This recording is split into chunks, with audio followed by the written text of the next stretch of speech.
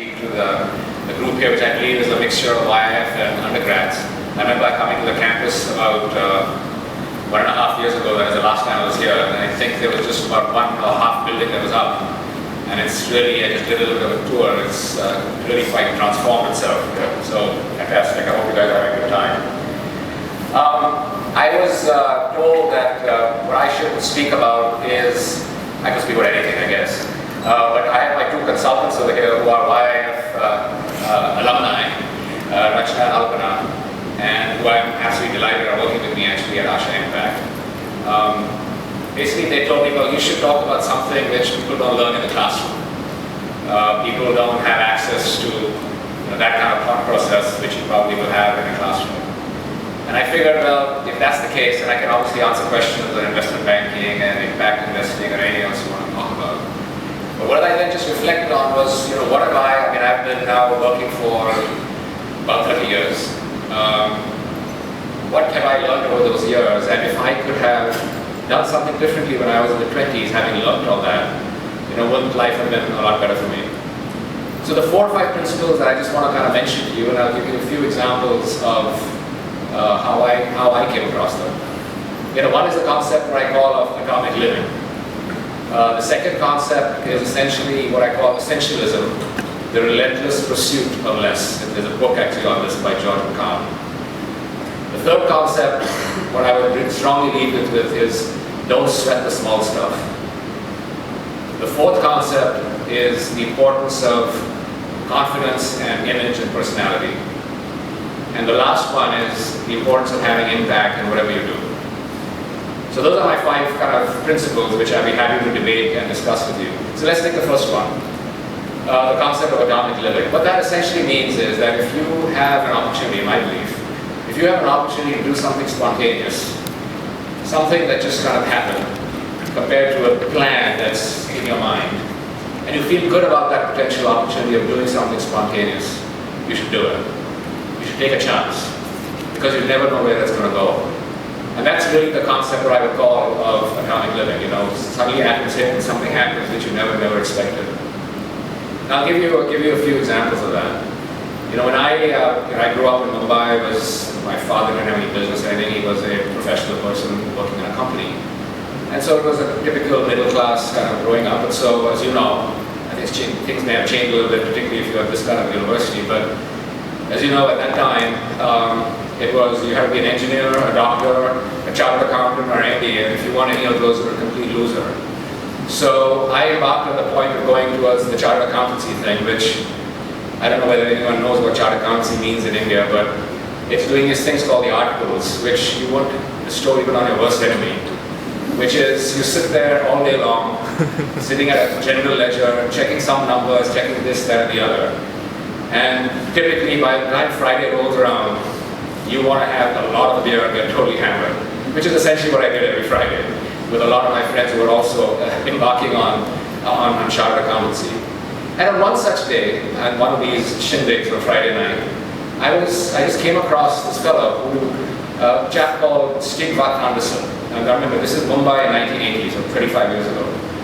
He was a fellow from Copenhagen who had apparently just flown into India to start an organization called AISEC. And I had no idea what AISEC was, but he started talking to me about this concept of an organization that is very, very popular in Europe. It was started after World War II. It was really to bring a student exchange for people to actually not go and study abroad, but work abroad. I don't know whether any of you are familiar with AISEC, but I was told that people in YIF have had some AISEC experience. So this guy said, well, we don't have any AISEC in India, and essentially, we want to start it. So I said, who's this dude, and what is he smoking? So basically, but I got to meet him and got to know him.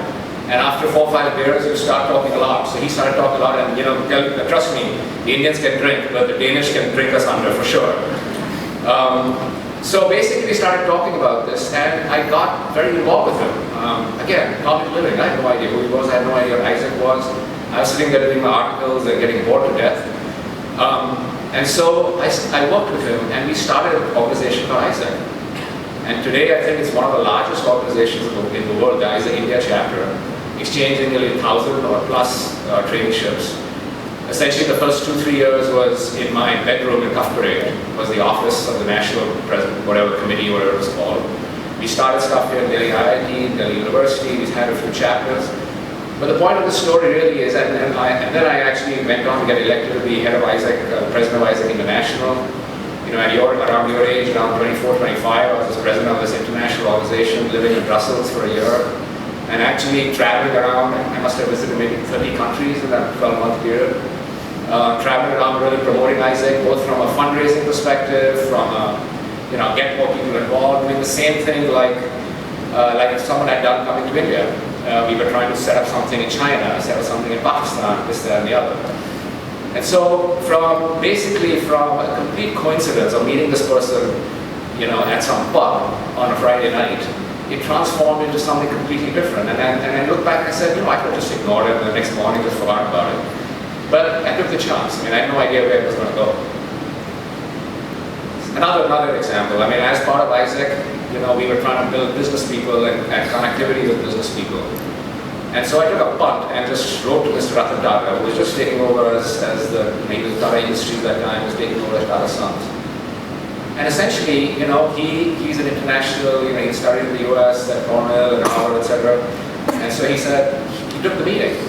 And lo and behold, he really hit it off. We really hit it off. And so he has since then essentially been a mentor to me. He basically wrote a recommendation for my Harvard Business School application. I worked with him and he was head of Tata Sons in a variety of different roles.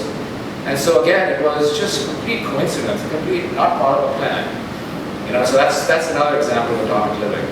The third piece is I was on Wall Street, working at Morgan Stanley at that time, and I took up golf because I didn't know I didn't play golf at the time, but then I realized when I was sitting around that all the guys around me played golf and they got invited to all these events with clients, and I was just sitting there like this Indian geek in front of the computer. I said, there's something wrong with this picture. So I took up golf, and I became reasonably good at it. And I would kind of network. It would be a good networking opportunity to play golf. So one of my friends who I played with is a guy called Steve Rockefeller, June the 3rd. So you have Steve Rockefeller, Steve Rockefeller, June the 3rd. They love naming the kids after themselves.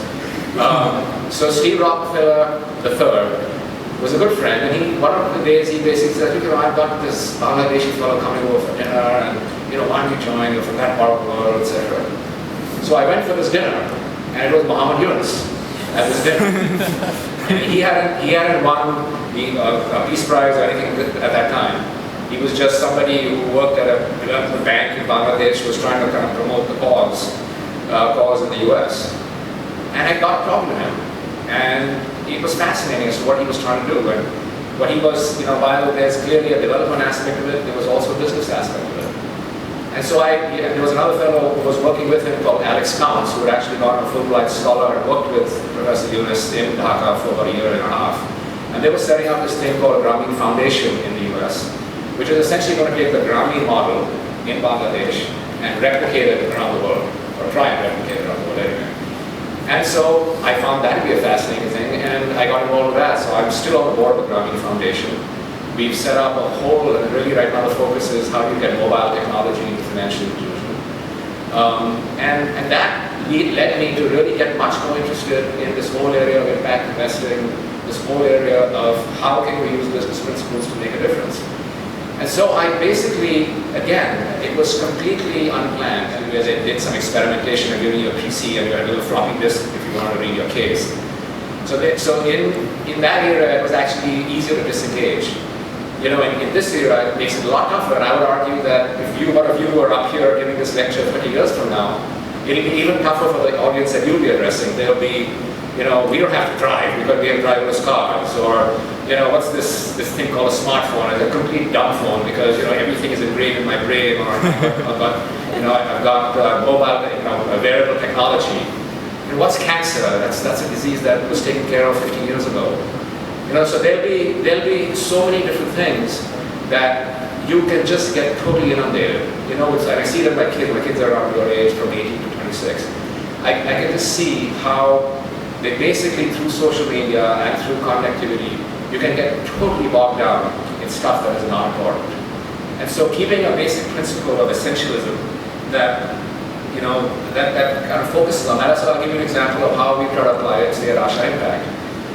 If you want to make a difference and start setting up something in India like this impact investing platform and advocacy platform, in India, basically, you think of any problem in the world that exists, it exists in India, and maybe in multiple fold. So essentially, you can end up just boiling the ocean because there's just no way you can actually do everything. So we did a lot of brainstorming session and we said, okay, well, we're going to focus on a few things and try and do it really well. And anything that just doesn't fit that criteria, we're just going to keep out. So we decided on affordable housing, access to energy and financial inclusion, and the focus is on investing in a few companies and policy advocacy. But if we didn't have that kind of what I would call the essentialism, and just the pursuit of less, but in a focused manner, I think you can just get bogged down and stretched in so many different directions that you just won't be happy. The other thing with essentialism is not just about career. It's not just about academics. It's about do something that you actually enjoy doing. So in my case, I used to play a lot of squash when I was young. I was on the Indian national junior team. That made me really happy, getting out there, sweating around, slugging around for 2 hours. So after my back broke out and my knees are totally eroded, I took up golf, and it was from a career perspective, unfortunately, but now I really enjoy it. And, I don't know whether you're familiar with golf, but, you can be a 20 handicapper. I could be a 20 handicapper, which is, not a great golfer, or a scratch golfer, who's a fantastic golfer. I could be anything, and I could try for that, but who cares? Nobody cares. The only person who cares about it is me. But the fact is, it makes me happy. So I work on it, because I want to get that, but no one else cares. So from your standpoint too, whether it's a sport, whether it's art, whether it's music, spend the time. That's essential. It is not an extracurricular thing. In my view, actually doing some things like that actually develop the mind and the brain tremendously and make you a happier person. The next piece I just want to briefly touch on was don't sweat the small stuff. There's another book by Richard Carlson who kind of talks about this, which then says that we get really worked up about things which are not a big deal. So think about your daily lives. How many times do you get really fired up when someone cuts you in front of a car? How many times do you get fired up when you're sitting on a line and it's not moving, right? How many times do you get fired up when you get some email from somebody that really pisses you off, and you want to really start pounding away at the keyboard and hit send? How many times that happen? Maybe 5 times a day. These things just are not worth getting stressed about. They're not important, because you look at any of these things and you think about it, will this really matter in a year? Probably not. Will this matter in a week? Probably not. Maybe a day, but that's about it. So if you actually think of it in that context, and think of the fact that if you get so stressed out about these small things, it's all it's going to do is it's negative impact on you and nobody else, and no one else really cares. So don't get stressed about the small things. There's an obsession with a to-do list. Right? I got my to-do list, and I got to crank through that damn to-do list every day. But the problem is that to-do list will be replaced by another to-do list. So focus on what you think is important on that list, not doing the tick-the-box thing of getting through the damn list. That's what I found, and that's what I do. And this is not how I was. When I was at Morgan Stanley, man, it was stressed out morning to night, trying to get your career ahead, trying to do this, trying to do that. But I've learned through the years that really, I think back on a lot of things and say, did that really matter? No. I would say one of my bosses at Morgan Stanley, one of my mentors there, that's just a side issue. It's very important to have a mentor wherever you are. One of my bosses said, there's a thing called a serenity prayer. So what was that? So the serenity prayer goes basically, change the things that you can change, accept the things that you cannot, and most importantly, have the wisdom to know the difference. Have the wisdom to know the difference of what you can change and cannot. And that really stuck with me, because there's so many times when we bash our head against the wall trying to change things, which is just either not worth it or you're not going to have it. And there's so many times when you give up on things because you can actually try and change them, but you don't do it. So I think about that. It's one of the things which I really try and think about the serenity prayer when I'm my work right now is I do a lot of stuff with the Indian government. So they use me as I'm on some committees, an advisor, and yesterday evening, in fact, I spent 2 hours at the finance ministry. And then I sometimes wonder, the serenity prayer, change what change what you can change and accept what you cannot. So that constant reminder in terms of, let's focus on the things you can actually change, as opposed to bashing your head against the wall in terms of what you think you can change or should change, but they will not change. And I can go into details on that, but I'll let it stay. The fourth piece that I'd like to just touch on is the whole issue of confidence and perception. And so let me give you a real world macro example of that, and so that you guys don't think I'm like some preacher or something. Look at what's going on. I presume you're familiar with the fact that the last 6 weeks there's been a complete meltdown in the financial markets globally. And to a large extent it got triggered by what was going on in China. And what I would argue is that right now the perception of what is happening in China, and therefore the impact in the world, is much less an economic one that's kind of headlined, but much more a perception of confidence. People don't understand who's at the steering wheel in China. China has, in the last 10, 15 years, has had a razor-sharp image, of focus on development, a razor-sharp focus on investment, a razor-sharp focus on monetary policy, a razor-sharp focus on currency management. But in the last 6 to 12 months, 18 months, there has been a complete confusion in terms of the policies that have been pursued, but equally importantly, how they're communicated to the world. And so what people are true, and so I'll give you an example. So about a year and a half ago, essentially, and I know this because I live in Hong Kong a lot, I have a lot of friends in Beijing, and I talk to them quite a bit. A year and a half ago, the Chinese were seeing what is going on in the US, and this whole issue of what are the impact of QE2 or QE3, and the impact of flooding the market with cash. And part of the issue of doing that is to push interest rates down dramatically, force people into the equity market. Equity markets start going there, it creates a wealth effect, and that's good for people, they start spending again, etc., etc. The Chinese market essentially has been flat for the last 4.5 years, the Shanghai Asia market. And essentially I think some of the brain power in Beijing decided that, hey, we need to get the wealth effect going over here. So how do we do it? Let's bump up the equity stock market. So they started, in a communist country, in India, if a politician or someone says something, there'll be 25 people who bounce on it. Over there, when someone says something, they all fall in line and they run. So a lot of the politicians, basically, and the guys started talking about how investing in the equity market was a really good thing, this, that, and the other. The retail people started plowing money into the equity market. They let loose margin lending. Margin lending means you can borrow to buy shares, which is the most dangerous thing which you should never do. But they encouraged margin lending in the retail market. So the stock market in Shanghai over a 12-month period went up by 250%.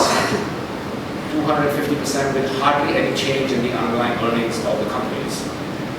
So then they realized, oh my God, this is just too hot, this is too hot. So then earlier this year, they started cutting back on margin lending and started talking down the market, which, what did you expect? A complete plunge. Then you had this issue, right in the middle of this management of issue, they decided, okay, well, now we're going to go and buy shares. So they allocated billions of dollars to go and buy shares themselves, which is not going to work in a financial market. So then 2 weeks later, they pulled out of it. Then while this was all going on about a month ago, they decided to devalue the yuan in a very public forum. They said, okay, we're going to devalue the yuan. And right in the middle when they didn't need to do it. And so this is an issue of purely of perception that right now people are scared that the second largest economy in the world that has actually operated with military precision on whatever it did for the last 15 to 20 years, there's some sort of thing going on in the background, which is the problem, which is trouble. And that's just a long-winded way of saying as to you can have a lot of substance, you can have, as all of you do, you have a lot of knowledge, as all of you do, but how you package it and the confidence that you exude in people is absolutely critical. I'll give you an example in investment banking. There's in banking you have this thing called a bake-off. They used to be called beauty parades, but in America, things like that are viewed as politically incorrect, so they don't call them beauty parades anymore, they call them bake-offs. So they bake a cake and whoever wins the competition wins. So you have a lot of bake-offs to win mandates within investment banking. And we both when I was at Morgan Stanley and then at Credit Suisse, we do a lot of analysis on why we want something and why we do not. Just as part of senior management, it's one thing to get business and then move on, but it's good to analyze why you want something so you can repeat it. And it's also good to analyze why you lost something so you can fix it. And one of the universal things that came across was, hey look, whether you're Morgan Stanley, Credit Suisse, JP Morgan, Goldman Sachs, whoever, the knowledge base among the people that are coming to talk about this stuff is quite similar. I mean, it's very hard to really distinguish. What really distinguishes are two things. One is, how will that team really position themselves in the bake-off? And would you as a client have confidence in doing business with that person? Would you have confidence that that team would actually look after your interests better than team Y or Z? And that was a huge factor in getting business. So it was the relationship aspects and the confidence aspects. So that would be my takeaway there too, is that as you focus on, you focus on a lot of the core stuff that you do, don't forget of how important packaging and the exuding of confidence is in this environment. The last thing I just touch on, and then we can open up question and answers, is the whole issue of impact. And I don't mean, run off and go to an NGO or being an impact investor or anything else. What I'm really talking about is how can you have impact in your daily life? Whatever you do, whether you decide to go into daily life, really bring an impact so that you feel more fulfilled. I'm telling you, it will give you a lot more happiness if you think you're doing something that is having an impact, as opposed to just having a profession, a career, making money. Examples of that. There's a lady called Kelly Steed at Spotify, which is a music streaming company. And she's a very senior executive there. She does a lot of things. But one of the things that she does besides is trying to develop within Spotify a mechanism to figure out how we can have the deaf hear music. And coming up with technologies that can address that. We did a case of Pepsi. I mean, they went through a huge, the Pepsi CEO is an Indian lady. They went through a huge transformation because, as the biggest disease in the US and growingly in other parts of the world is obesity. And a large part of obesity can be plugged squarely on the kind of junk food that a lot of these large companies produce. And they consciously went from producing that kind of food to a more healthier version. It hit their stock price big time. Because it was mainly adjusting the toothpaste levels of a consumer. But they pursued with it, they plugged with it, and they're showing some success now. They had to backtrack a little bit. But the fact is, they were in their core business having impact. And so I would those are just examples, and I would give you examples also, other examples too. So when you think about your careers and when you go from here, just think about the impact you potentially will be having and how you can actually make that happen. And part of that is both teaching people what you know and learning. I find I don't learn just from more experienced people or whatever. I learn a lot from Rachna and Alpana. I mean, from the mundane things on what the hell is a Dropbox and how the hell do you do a Twitter thing, etc., to more substantive, more important, more substantive things like, Rachna's done a whole analysis on access to energy and what are the access to energy policies in India that should be pursued. I don't know much about that. I learned from her. Alpana's done the same thing in financial inclusion. I learn as much from my kids as I do from my parents. I learn as much from my driver, my cook, and other people as I do from the intellectual elite that I hang out with on the golf course. So my point is that to have impact, you've got to learn from people from all walks of life. You've got to learn from younger people, from older people, from people with all diverse backgrounds, because you will get a different perspective. And you should be contributing to that as well. So that's in my mind, just keeping that in the back of your head. One of the professors, a very famous professor at HBS, and you can go online and see one of his lectures, a guy called Clay Christensen, who's one of his famous lectures is how will I measure my life? Or how will you measure your life? And essentially, he's actually a more strategy professor that talks about how measuring, some companies measure the wrong things and therefore they go extinct, etc. Like Lucent went extinct because they didn't really appreciate because they were measuring the wrong things and therefore do not appreciate the pressure from Cisco. But he kind of extrapolates that to life as to how will you measure your life and how will you think about the impact you have in life. And I'll leave it with one exercise which may sound a little morbid, but try it sometime. When you're in a room, just close your eyes for 5 minutes and think for a second that you are at your own funeral. Just think about that for a second. And think about when you look back in your life, how did you actually spend it? And what would you have changed? And I would say, you probably guys are a little young, but think about this for the future as well. Is that you won't be happy about all the things that you're getting totally stressed out about. You won't be necessarily happy about all the things that you spend time on, which are generally, in the big scheme of things, and once you do an analysis, somewhat unimportant. You probably regret having not spent enough time on things that you really are passionate and care about. And with the people that you probably care about. And it's an interesting exercise to really go through once in a while. I just found that it kind of puts things in perspective and sometimes changes behavior that can be interesting. So what I'm trying to say to you is that you're here because you're a huge, talented bunch of people. You're here, and I'm a big supporter of this university and the fact that India is now finally getting a liberal arts kind of mindset into the academic world here. Hopefully this is one of many that will happen in India. So all that is all important, but ultimately, there's a lot of other things. And so I figure, getting back to my first comment, rather than talking about investment banking and impact investing, which I'm very happy to talk about if you have questions on that, I just figured that if I look back the last 20, 30 years, what are the key principles that I've taken away, so that when you guys are 50 and you just think about these things, maybe you all would have incorporated some of this stuff into your daily life in a more aggressive manner than perhaps I did. So let me stop there. Again, I'm delighted that you guys invited me to be here, and I'm very happy to take questions.